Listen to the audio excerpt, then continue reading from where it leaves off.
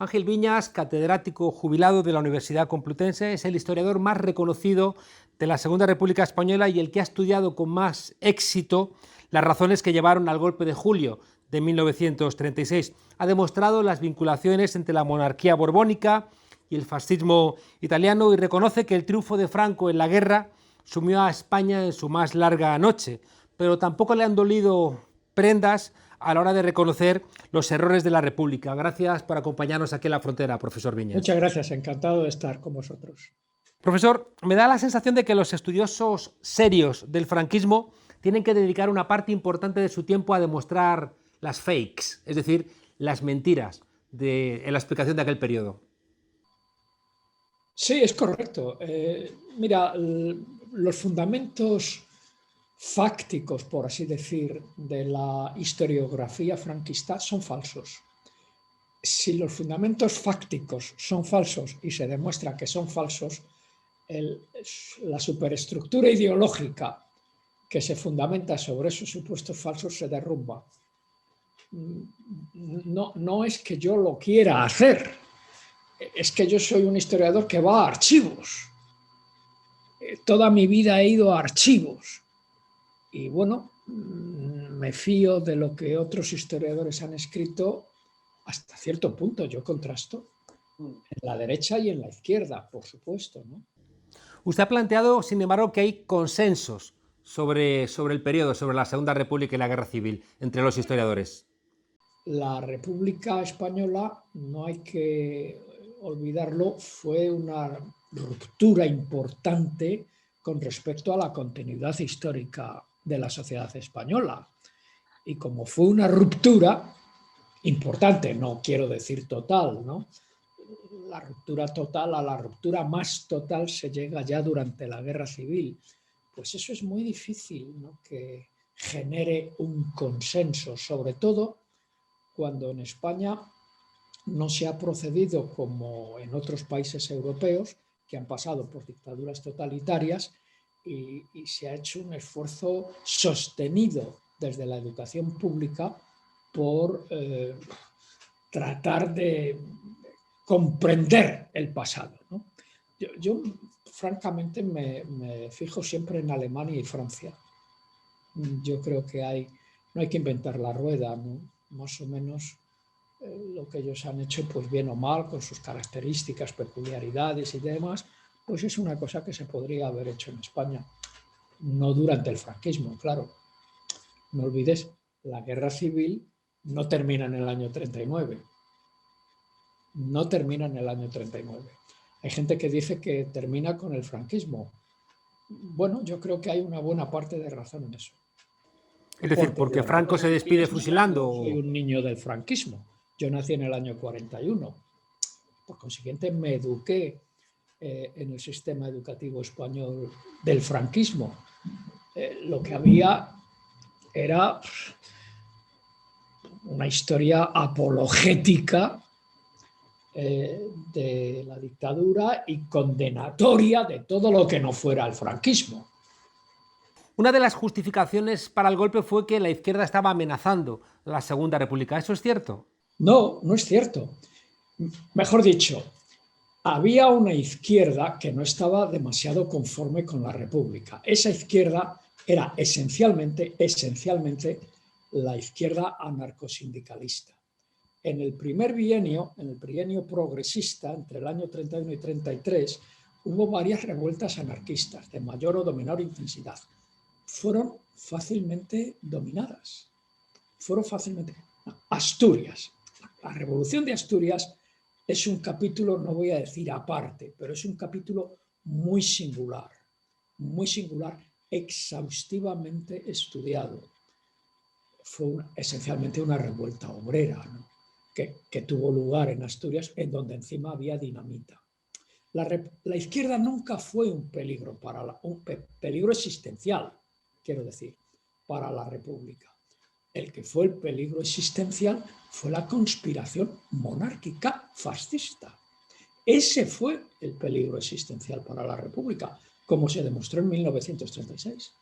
Ahora vamos a entrar en eso. En alguna otra parte también del libro tú señalas que las argumentaciones iniciales de los golpistas tampoco estaba el tema religioso como un tema central.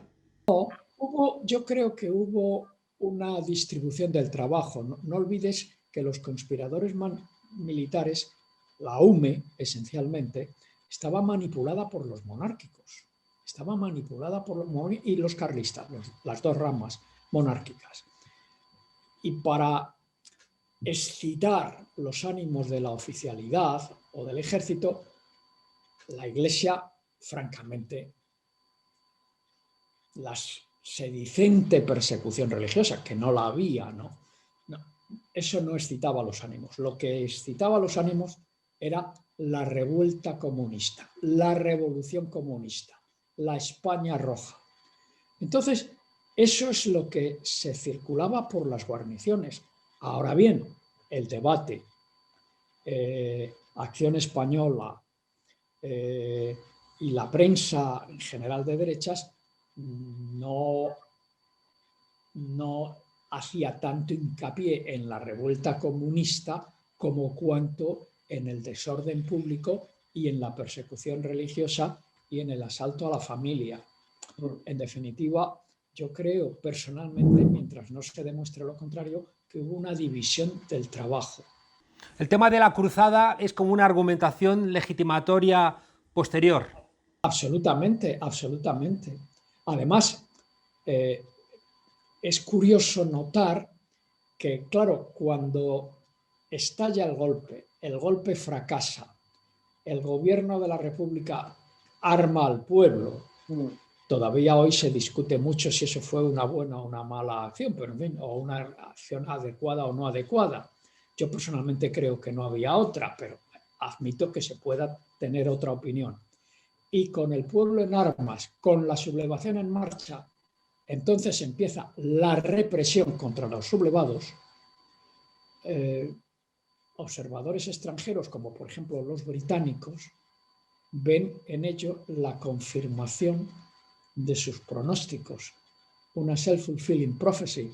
Se está cumpliendo lo que temíamos que se cumpliera, es decir, una revolución roja, que en aquel momento era una revolución comunista. Por supuesto que no era una revolución comunista. Si tú quieres, era una revolución popular y una revolución inspirada fuertemente por el anarcosindicalismo, ¿no? Pero bueno, desde fuera se vio de otra manera. ¿Por qué? Bueno, pues porque la sociedad española y la República Española se vadeaban en un entorno internacional en que la pugna entre el fascismo y el comunismo pues estaba muy candente, ¿no? Hitler y Mussolini se autoproclamaron anticomunistas, ¿no? Anticomunistas. Hitler en el año 33 pues empieza a perseguir a los comunistas, machaca a los comunistas, les acusa de todo, ¿no? Del incendio del Reichstag. Todo eso sabemos que fue mentira. Pero, y eso claro que influyó en los monárquicos españoles y en la gente que no quería a la República, En ese sentido, las elecciones del 36 son un punto de inflexión. Son un punto de inflexión por dos razones.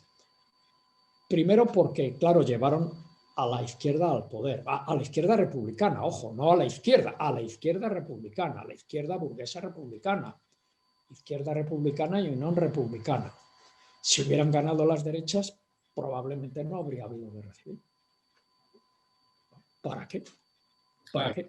Precisamente para evitar el triunfo de las izquierdas en las urnas, es por lo que varios generales, y yo cito a aquellos de los que hay constancia, Franco, Godet y Cabanellas, intenta dar un golpe blando, con la autorización del presidente de la República, pero lo intentan dar sin contar con la autorización.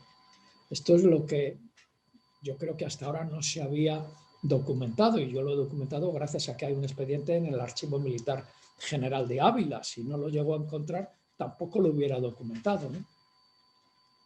Ahora, eso sí, a partir de ese momento ya no hay marcha atrás, pero no porque ganaran la izquierda, es porque ya en el año 35 año 35, octubre de 1935, Antonio Goicoechea ha informado a Mussolini, al duce, a la hora de pedirle dinero. Que era la mano derecha de Carlos Sotelo. Claro. Y va hablando en nombre de la UME y de los monárquicos. De la Unión Militar Española. La Unión Militar Española y de los monárquicos. Y mire usted, si las derechas, las izquierdas, por cualquier razón, ganan las elecciones, nosotros nos sublevamos. Nosotros nos sublevamos. Lo dice con toda claridad. Bueno, pues no hay que ser demasiado estúpido o demasiado inteligente, si tú quieres, para pensar que una vez que ganan las izquierdas, lo que van los monárquicos, los carlistas, pues es a la sublevación. Y es así como empiezan rápidamente los preparativos. ¿El golpe blando de Franco, qué características tuvo? Bueno, en el caso de Zaragoza, que es el que está estudiado, vamos, el que yo he estudiado porque he encontrado papeles, lo que se demuestra es que tuvo que ser Franco, no pudo ser otra persona, ¿no? El día, no sé si el 16 de febrero o algo así, eso lo digo en el libro, ahora no recuerdo exactamente, a las 12:15 de la mañana, pues manda un telegrama a varias guarniciones, yo he localizado el de Zaragoza, en que se declara el estado de guerra. Orden. Se declara el estado de guerra. Claro, a la 1:30 o 2 horas se envía otro telegrama. No hagan caso del anterior, no declaren el estado de guerra. Alguien se da cuenta, ¿no? Alguien se da cuenta. ¿Quién manda el telegrama? Bueno, este telegrama es un telegrama oficial, se cursa por telégrafos militares. ¿Quién está al mando? No podía ser el ministro de la guerra, porque el ministro de la guerra estaba en Consejo de Ministros reunido con el gobierno. Fuera del Consejo de Ministros, ¿quién está? Pues el jefe de Estado Mayor Central. ¿Y quién es? Franco. Es decir, claro, yo creo que una de las cosas que a mí me sorprenden y no sé cómo, porque no he encontrado más documentación, un historiador es tributario de sus fuentes, ¿por qué cuando Portela Valladares deja la presidencia del gobierno y la asume, hace que la asuma naturalmente el vencedor, que es Azaña, ¿por qué no se depuran responsabilidades? Bueno, la forma en que Azaña depura responsabilidades a mí me parece un error. Claro. Tú no puedes mandar a Franco a Canarias al frente de tropas y a Godet a Baleares al frente de tropas y dejar a Cabanellas como si no hubiera pasado nada. Claro, que eso nos lleva a la idea central del libro, ¿no? Es decir, al gran error de la República, que nos lleva a la pregunta si pudo haberse impedido la conspiración del 36. Exacto. Bueno, yo ahí, entre si quiso, supo o pudo, descarto una posibilidad que ha sido enunciada con pocos pisos de verosimilitud, pero en fin, ha sido enunciada y está en la literatura, en literatura anarcosindicalista, que no quiso. Al fin y al cabo, en una república burguesa y no quiso. Bueno, yo creo que sí quisieron, por supuesto. No supieron. No supieron, y ahí tallo la serie de errores que se cometen en la primavera de 1936. Pero a la postre no pudieron tampoco, porque lo que la República, el gobierno de la República o los gobiernos de la República en la primavera de 1936 no pudieron entrever, era imposible para ellos entreverlo, es que la conspiración contaba con la ayuda fascista, italiana, con la ayuda italiana. Es que no, eso era inconcebible. Vamos a analizar estas tres partes que yo creo que es el corazón del libro. Usted plantea que el golpe tiene un carácter monárquico, militar y fascista. Vamos a ver, en primer lugar, monárquico. ¿Por qué ese carácter monárquico? Bueno, pues porque los monárquicos nunca tragaron la república. Esto es conocido, ¿no? Hay datos que son conocidos. Lo que pasa es que nueva documentación permite afilar mejor la argumentación, ¿no?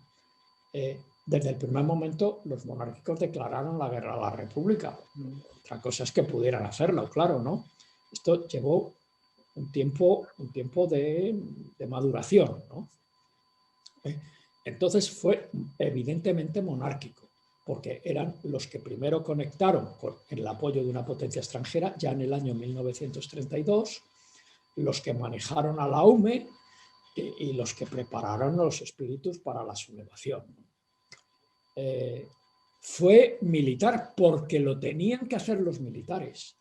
Un golpe contra el gobierno no podían hacerlo las masas revolucionarias que solo existían en la imaginación de los conspiradores.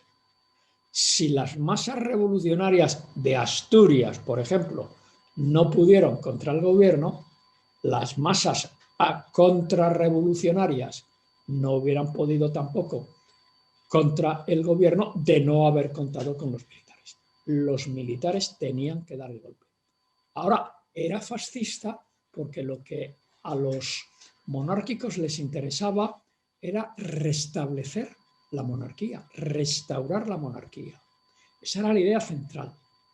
Y a la vista de esa idea central se comprenden muchas de las cosas que hay en papeles diseminados y que yo he ido conjuntando. Pero no de manera inmediata, sino después de un periodo de desmantelamiento del orden republicano, ¿no? Bajo una férula militar y civil. La férula militar, Sanjurjo, era el jefe de la sublevación indiscutido. La política, muy importante, la política, Calvo Sotelo. Calvo Sotelo que había pasado por un proceso de fascistización innegable. Y claro, todo esto quedó en aguas de borraja. ¿Por qué? Porque a Calvo Sotelo, el 13 de julio de 1936, le dan 2 tiros y y Sanjurjo se mata en un accidente de aviación tripulado o conducido por el piloto capitán Juan Antonio Ansaldo, que es el tío que había negociado los contratos con Mussolini y que Pedro Sáenz Rodríguez había firmado el 1 de julio de 1936. Toda mi construcción, de alguna manera, descansa en la existencia de estos contratos que yo descubrí en la calle de Alcalá, en los archivos de la Fundación Universitaria Española. Antes que yo, los habían visto otros historiadores, claro. Contratos que demuestran el suministro de armas, en concreto aviones, ¿no?, por parte de Italia a los golpistas. Firmado el 1 de julio. Ahora, en este libro, esto ya lo dije en un libro que se tituló ¿Quién quiso la guerra civil hace 2 años? Aporto dos documentos nuevos que no conocía hace 2 años. El primero, las declaraciones de Pedro Sáenz Rodríguez, que es el hombre que firma los contratos a su regreso a España, a Calvo Sotelo, y que retomó, pero no supo interpretar Ronald Fraser. Las declaraciones de Pedro Sáenz Rodríguez están en el archivo municipal de la ciudad de Barcelona. Ahí está toda la documentación que legó Ronald Fraser al mismo. Y el segundo es los interrogatorios a los militares o a los aviadores italianos que aterrizan cerca de Melilla, pero en el Marruecos francés, el 30 de julio de 1936, y por los que se ve que eso fue el cumplimiento del primer contrato que había firmado Pedro Sáenz Rodríguez. Es decir, hay una línea de continuidad con algunos altibajos que yo traté de examinar documentalmente en el libro anterior, ¿Quién quiso la guerra civil? Yo creo que de manera satisfactoria, aun cuando todavía a mucha gente no les ha convencido, pero yo creo que ahora ya es imposible negar estas dos piezas de nueva evidencia, ¿no? Es decir, Mussolini tiene que apoyar el golpe, pero una vez que el golpe ha estallado, no puede apoyarlo antes. ¿Qué buscaba? ¿Qué buscaba la Italia fascista apoyando ese golpe? Eso para mí es muy claro. Eso para mí es clarísimo. Ocupar una posición con la ayuda de España, con una España aliada, con un régimen antifrancés, no olvides que los monárquicos son antifranceses, serán otras muchas cosas, pero no tienen simpatía por Francia. La République, ¿no? Laica, la République, no, horrible. Asentar una posición de preeminencia en el Mediterráneo occidental para un futuro conflicto que Mussolini ya tiene en mente, aliada con Alemania, con el Tercer Reich, de cara a afrontar la supremacía de los dos imperios saciados, ¿no? Es decir, de los dos imperios completos que obstaculizaban la alianza futura del eje. Francia por un lado e Inglaterra por el otro. Esto se demuestra a través, bueno, lo han demostrado algunos historiadores extranjeros cuyos libros no se han traducido al castellano, lamentablemente no se han traducido al castellano. Yo cito a Bruce Strang, que es un autor prácticamente desconocido en España, pero que es una autoridad. Y cito también a John Gooch, que es también otra autoridad, ¿no?, sobre la política exterior y de seguridad de Mussolini. Bueno, están disponibles en Internet, vamos, se pueden comprar por Amazon, ¿no? Es decir, que todo el mundo puede ir a ellos, ¿no? Profesor, nos hemos comido el tiempo. Déjenme preguntarles cosas muy concretas que creo que son relevantes y en la medida de lo posible, si se puede contestar también con concisión. A mí me ha llamado la atención que José Antonio Primo de Rivera estuviera financiado por la Italia de Mussolini. Bueno, eso yo lo demostré ya en el año 1974, pero ahora he recortado la importancia de la subvención. La tenía desde el punto de vista italiano, pero desde el punto de vista español yo creo que no, porque a la Falange quien la financiaba esencialmente eran los monárquicos. Eran los monárquicos. Usted ya demostró en otro trabajo que Gran Bretaña compró a generales españoles. Sí, claro. Por supuesto que los compró y muy bien. Escribí un libro, Sobornos. Esto también era un tema muy conocido, pero la operación, que yo he llamado Sobornos, no se ha podido reconstruir hasta el año 2013. Bueno, yo publiqué el libro en el año 2018 o algo así, porque hasta el año 2013 los británicos no desclasificaron la documentación. Se conocían atisbos de esa documentación. Y Dennis Smith, un historiador canadiense, irlandés-canadiense, ya lo demostró hace muchísimos años. Pero toda la operación, que pasó por varias fases, tuvo varias fases y diversos propósitos, no se ha podido reconstruir hasta que los británicos desclasificaran esto, que tenía una tonalidad de máximo secreto. Se desclasificó a los 70 años, ¿no? Y la idea era convencer a varios generales para que influyeran a Franco para que no entrara en la guerra al lado de Alemania. Claro, no fue el único factor. No, eso no fue, pero fue el más importante, porque sobre él pivotó toda la estrategia de contención británica respecto a Franco. Contando con los sobornos, se montó todo un tinglado de medidas. Un actor importante en la conspiración monárquica del 36 fue el diario ABC. Sí. Bueno, ahí está. Bueno, lo que no se sabía, claro está, era la conexión entre el propietario y director hasta un tiempo del periódico, el marqués de Luca de Tena, con la conspiración monárquica, la subversión monárquica bajo cuerda. claro, pues naturalmente el ABC fue una pieza fundamental, porque yo me he fijado en el ABC porque el ABC está en, no todo, no la totalidad del ABC, pero muchos artículos están online. El otro periódico que se leía en los cuarteles era El Debate, pero El Debate católico, gilroblista, cedista, no está online. Y claro, yo vivo en Bruselas y tengo que Más coger complicado. documentación online.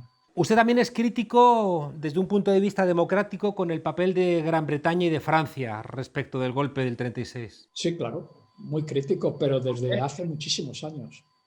Muy crítico. ¿Y por qué? No. Bueno, a ellos España les interesaba por motivos geopolíticos, geoestratégicos y económicos. Yo apunto, quizá a pesar de ser economista de formación, apunto más a los valores geopolíticos y geoestratégicos, la estabilidad de España. La inestabilidad de España era una amenaza naturalmente para las inversiones, pero la República, ya durante la Guerra Civil, quitando una primera oleada de nacionalizaciones o seminacionalizaciones, fue muy protectora de la inversión extranjera, ¿no? Pero ellos lo que les preocupaba era la estabilidad geopolítica y geoestratégica, y el temor al comunismo. En el caso británico, el temor al comunismo.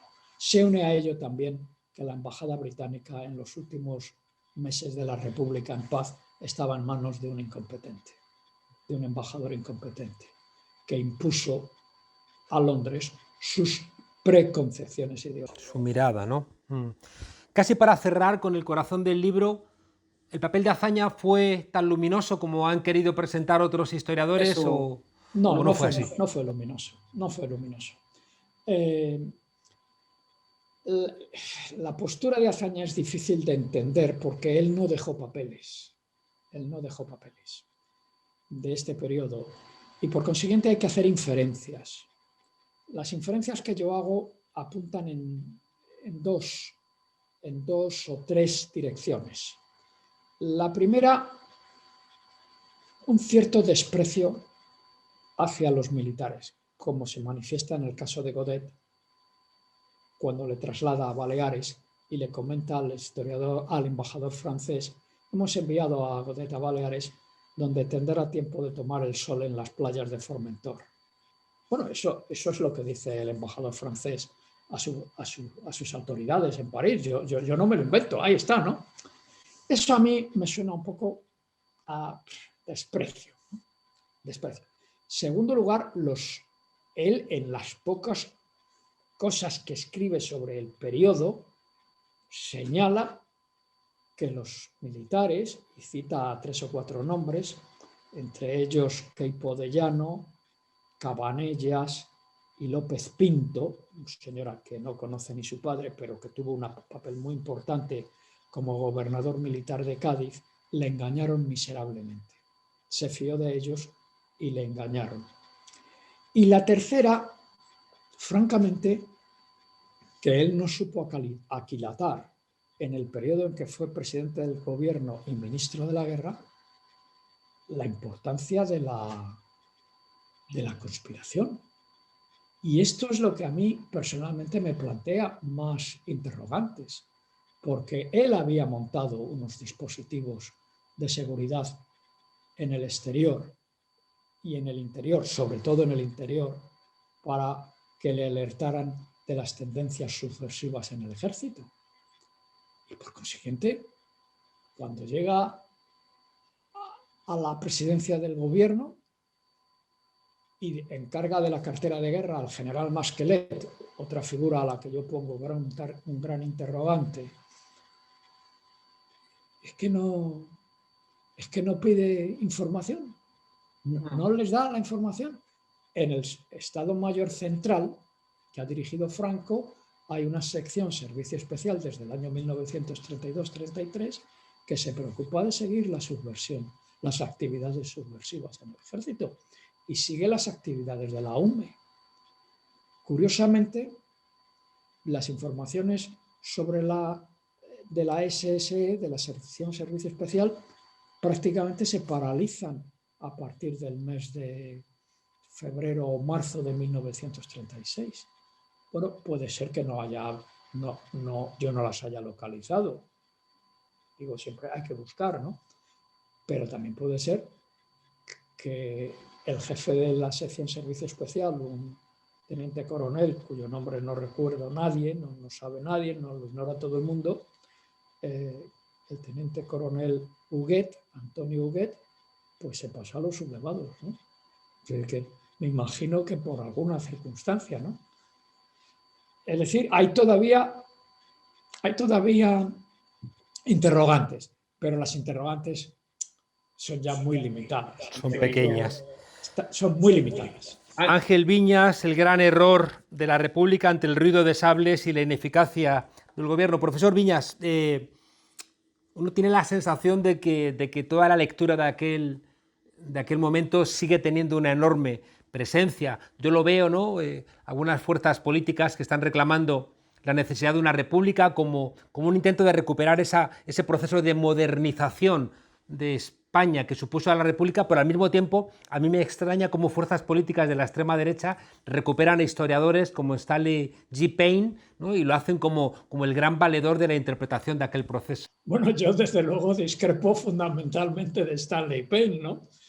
Ya sé que es un favorito de ciertos grupos de derechas e historiadores de derechas, pero yo nunca me he cortado, nunca he tenido inhibiciones, no en atacar a Payne personalmente, cosa que yo no hago con nadie, ¿no?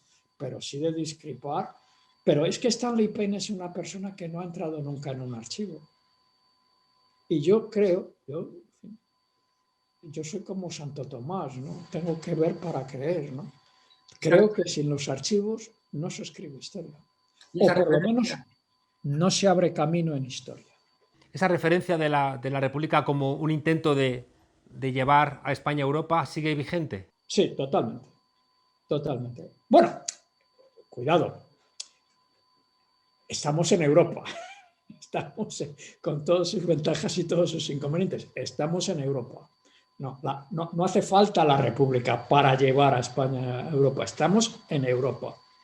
Y eso ha sido una de las grandes aportaciones, yo creo, del posfranquismo, de la democracia española, entrar en Europa. En fin, yo no puedo decir otra cosa. He trabajado por Europa y en Europa durante 20 y tantos años y algo conozco de Europa, ¿no?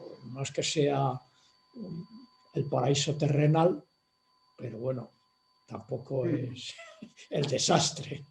Profesor Viñas, muchísimas gracias por acompañarnos aquí en La Frontera y por el trabajo que creo que está generando nuevos consensos sobre una época que ha sido tan malditizada. Muchas gracias. Muchas gracias.